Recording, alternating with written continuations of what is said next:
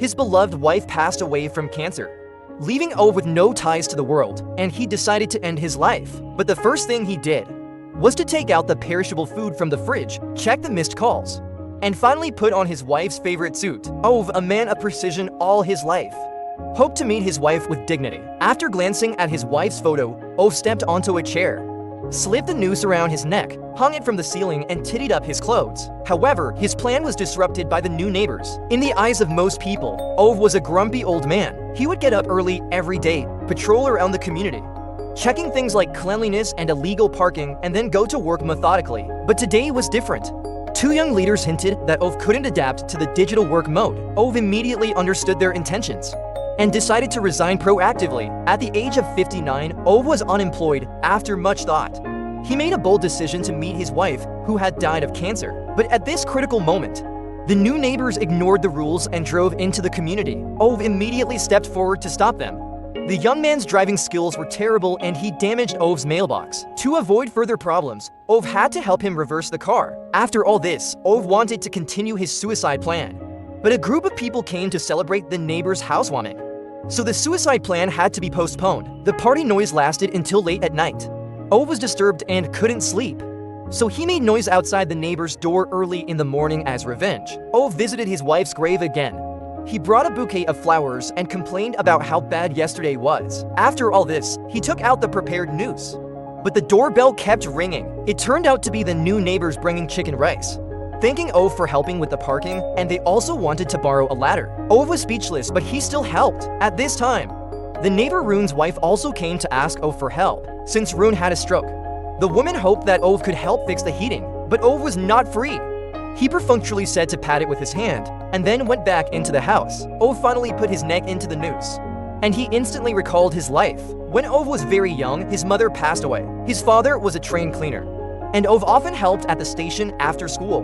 One day when he was cleaning, he found a wallet lost by a passenger. His dad's co-worker tried to pocket a lost wallet, even threatening Ove over it. Luckily, his dad showed up in the nick of time, putting a stop to his co-worker's nasty behavior. The wallet ended up being turned into the lost and found. Ove confessed to his dad that he had thought about keeping the wallet for himself, but his dad said that what mattered was what he ended up doing, not what he thought about doing. Ove grew up quickly and he brought his report card to his dad. His dad was busy showing off his son's achievements to his co-workers, but he accidentally got hit by a train. And just like that, Ove lost his father. His memories were interrupted, and Ove suddenly found himself able to breathe. He landed heavily on the ground. Realizing that the noose had broken, the lonely old man decided to end his life with a gunshot. Bravely pointing the gun at his own head, he flung the door open in anger, only to find that the visitor was one of his late wife's students. The boy had had a fight with his family, and now he was homeless, hoping to spend the night at Ove's house. Ove was about to refuse without a second thought, as he didn't want to delay his suicide. But the boy said that if his teacher were still alive, she would definitely take him in. Ove was moved in an instant, and he let the boy into his house. In fact, this was not the first time Ove had failed to commit suicide. Before this, he had tried to hang himself. But who would have thought that the rope would break before he could suffocate? But as they say, where there's life, there's hope.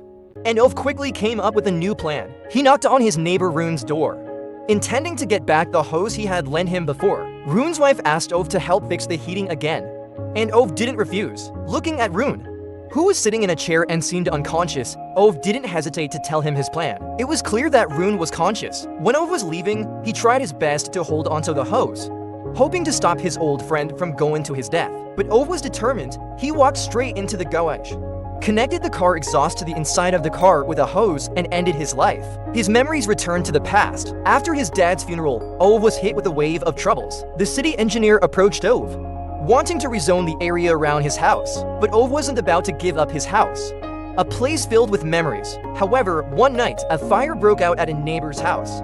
Ove rushed to rescue the elderly and children, but sparks flew over to his house. The engineer didn't allow the firefighters to put out the fire, and Ove's house collapsed overnight. With nowhere to go, Ove hopped on a train to rest. The next morning, he woke up to see a cute, short-haired girl. They didn't talk much before the conductor came to collect tickets. Ove couldn't even afford a ticket, but the woman across from him kindly paid for him. For the next 3 weeks, Ove would take this train just to see the girl. The girl finally showed up, and Ove pretending to be a soldier on duty, successfully asked her out for dinner. That night, Ove was extremely nervous.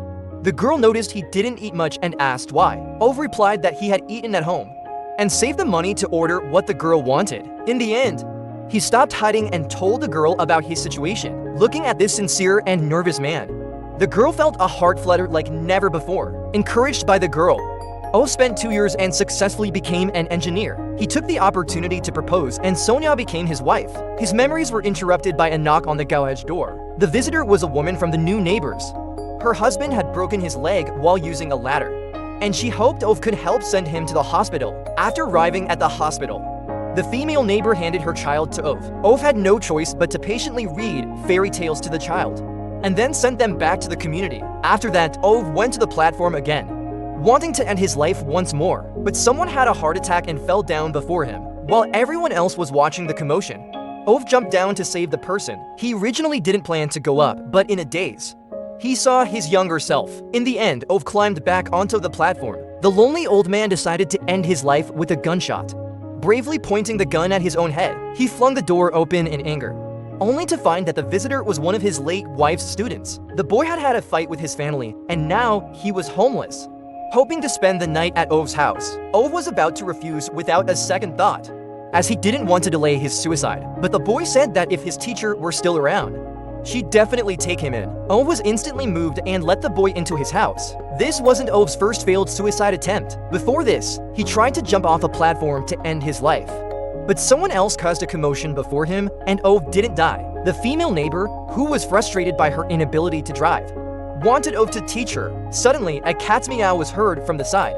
It turned out that a stray cat in the community was injured. Ove went upstairs to find something to keep the kitten warm, but suddenly felt uncomfortable in his heart. This slowed him down a bit. After coming down, since everyone else was allergic to cat hair, the task of taking care of the kitten could only be handed over to Ove. That night, the neighbor's child greeted Ove. Ove was no longer so cold, and he also made a funny face in response. Early the next morning, as if he had figured it out, Ove decided to teach the female neighbor to drive. While he was explaining the operation of the car to the female neighbor, a reporter suddenly came from outside, wanting to report the good deeds he did on the platform. Ove refused without thinking. On the way home, he saw someone driving into the community again. Ove went to stop them, but the manager of the insurance company in the car not only did not repent, but also deliberately mentioned Sonia, which made Ove's emotions rise. His thoughts returned to the past, when Sonia was pregnant with their child, and they decided to go on a trip to celebrate. But on the way home, they had a car accident.